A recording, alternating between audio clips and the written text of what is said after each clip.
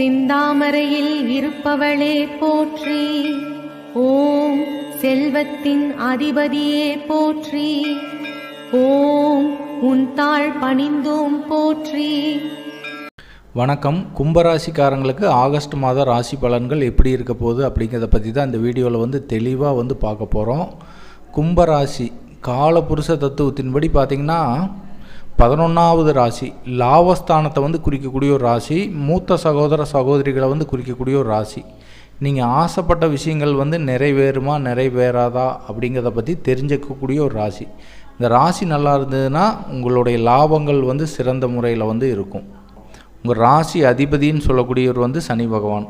சனி பகவானை பற்றி சொல்லணும் அப்படின்னா நிறைய விஷயங்கள் சொல்லலாம். சனி பகவான் தான் பார்த்திங்கன்னா உழைப்புக்கு அதிபதி, உழைப்புக்கு காரகன்.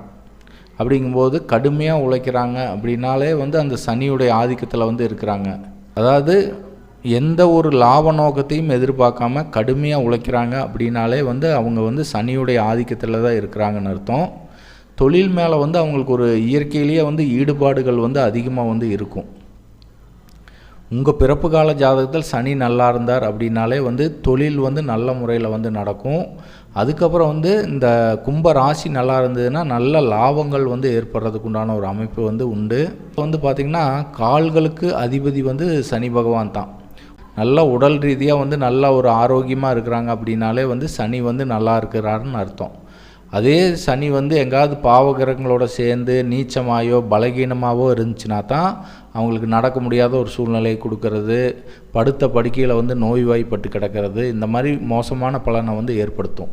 அதே சனி நல்ல முறையில் இருந்தார் அப்படின்னா, நல்ல தொழில் ஸ்தானத்துக்கூட எல்லாமே தொடர்பு பெற்றிருந்தாருன்னா நல்ல தொழில் ரீதியாக ஒரு நல்ல முன்னேற்றத்தை ஏற்படுத்துவார். எண்ணெய் கடை வச்சு பெரிய ஆள் ஆகிறாங்க அப்படின்னாலே நீங்கள் கட்டாயம் அவங்க ஜாதகத்தில் சனி பலம் பெற்று தான் இருக்கும். கும்பராசிக்காரங்களுக்கு ஆகஸ்ட் மாத கிரக நிலைகள் எப்படி இருக்குதுன்னு பார்த்தோம்னா, உங்கள் ராசிக்கு உங்கள் ராசிக்குள்ளேயே சனி பகவான் இருக்கிறார்.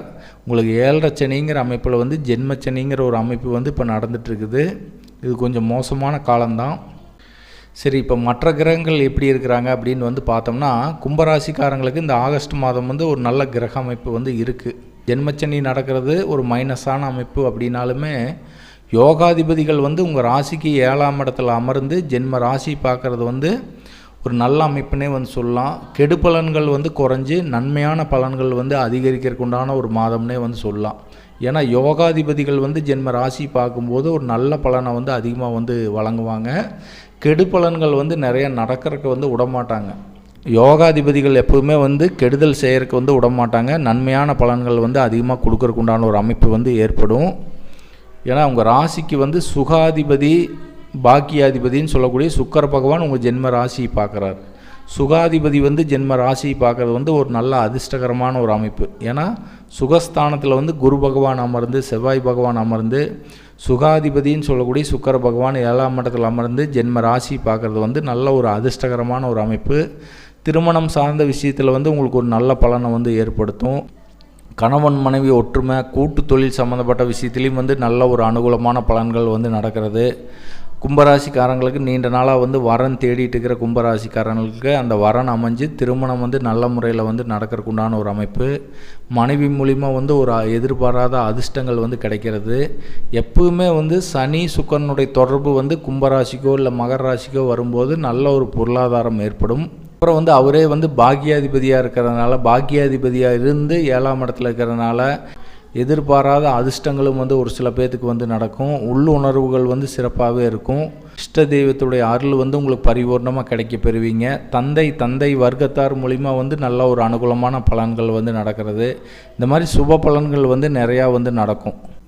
அதுக்கப்புறம் இன்னொரு யோகாதிபதின்னு சொல்லக்கூடிய புதன், பஞ்சமாதிபதி 8ஆம் அதிபதி, அவர் 7ஆம் இடத்துல இருந்து ஜென்ம ராசியை பார்க்குறார். அப்போ 5ஆம் இட விஷயங்கள் எல்லாமே நல்ல முறையில் ஆக்டிவேட் ஆகும்.